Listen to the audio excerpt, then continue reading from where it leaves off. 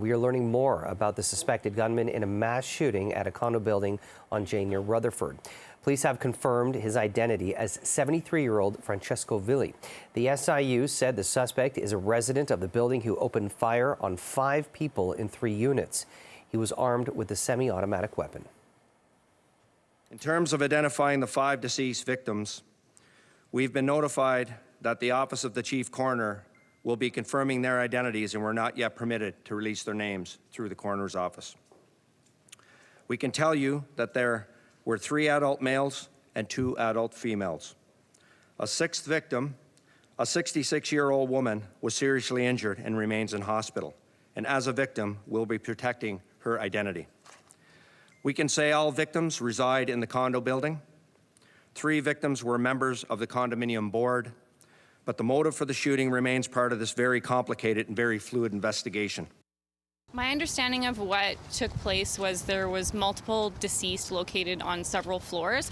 As far as a motive and that sort of thing, that would be something that the York Regional Police would be investigating as part of their homicide investigation.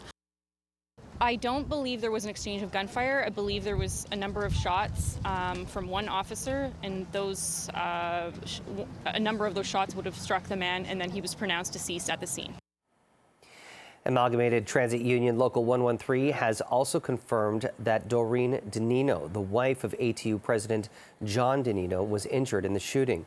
Danino released a statement today reading, "I have been asked to provide comments after the terrible events yesterday in Vaughan. This is obviously a very difficult time for my family, and I would ask that our privacy be respected. I intend to make no further comment at this time." Police say a 66-year-old woman was seriously injured and remains in hospital. And CB24's Christina Tenalia joins us live from the scene with the very latest. Christina. Police have identified the mass murderer, a 73-year-old, that is Francesco Villi, a resident of this building, who on his social media outlined years of complaints against the condo board here at the building. We've been able to uncover years of litigation as well, in which he names condo board members as defendants. One recent legal document that we've obtained shows back in August that he was suing condo board members from back in 2020 for about $7 million. The judge tossed that one out, calling it flawed, his argument. Villi's argument was flawed. Police say that in this building, Villi killed 5 of his neighbors, injuring a 6th who's in hospital, a woman who is expected to survive. 3 of the people he killed are condo board members. On his social media, he also outlines not only his complaints, but he gets very specific, detailing issues he's had with the electrical room, he claims, underneath his unit, and what he describes to be electromagnetic waves. He also said in the last video he posted, almost 17 minutes long, he says, "No, I did not have to do this. If you had given me some comfort in my home, that's all I want. Why has it been denied for 7 years? Why?" He calls the people he's referring to in that video criminals. Here's more from some of the residents we spoke with about 73-year-old Francesco Villi. Franco Villi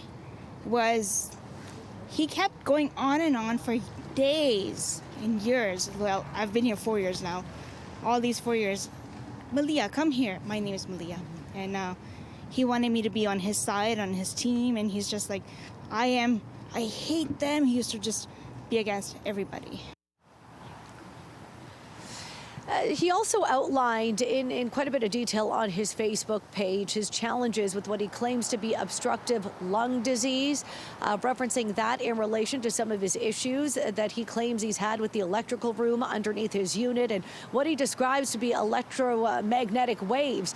In legal documents, he calls board members criminals and even worse at times, alleging corruption on their part. So, as Chief MacSween with York Regional Police points out, he cannot pinpoint, it's too early to, a motive in this case. But what we can share is that the killer had years of litigation against condo board members, outlined his complaints on social media. 3 of the people killed are members of the condo board here at this building. Back to you. Thanks, Christina. And we spoke with residents who said they were frightened and described the scene last night. They were running around so much that I don't think they even had a thought to clear the scene. But I think everything that was happening inside the building. So I think if it was unsafe for us to be around, they would have told us to. And they also did not block the back entrance, so I knew that they probably had the sight on the shooter. So. And when you saw the SWAT team arrive, I guess what's going through your mind at that point? I knew that there was going to be something involved with an active shooter because they don't just come for nothing or they just do raids. But this was something like a serious situation where there was somebody loose in the building with a gun. So, yeah. And from what people were saying, just hearsay, that there was somebody that was running around basically shooting people. As far as the actual incident, I didn't see or hear anything, but I did hear a commotion in the corridor. And when I opened my door, the police were in the corridor, and basically I had a rifle not pointed directly at me, but there was two officers with rifles right outside my door in the elevator lobby. So they were going floor to floor, I guess trying to see if somebody else was involved. It was very early on. And then they had the tactical unit come in later to clear the building to ensure everybody was okay. And they were dressed in their full gear again. That was later last night, maybe around 10:30, 11 o'clock. Came around 11 o'clock last night. I was gone with a friend. And, when we came, there was a lot of police on the Jane Street. And we came around from this entrance, and somebody told me you can't go in. So I had to spend night somewhere else. And now that you've heard 5 people are dead, 1 injured, this is members of your community. What goes through your mind? Well, it's getting crazier every day, That's what's happening. This is a community that I've lived in proudly for more than 3 decades. Vaughan is a safe community, but my heart goes out to the victims, their families, to people who knew them. It's just unspeakable to imagine that this has taken place here in our community.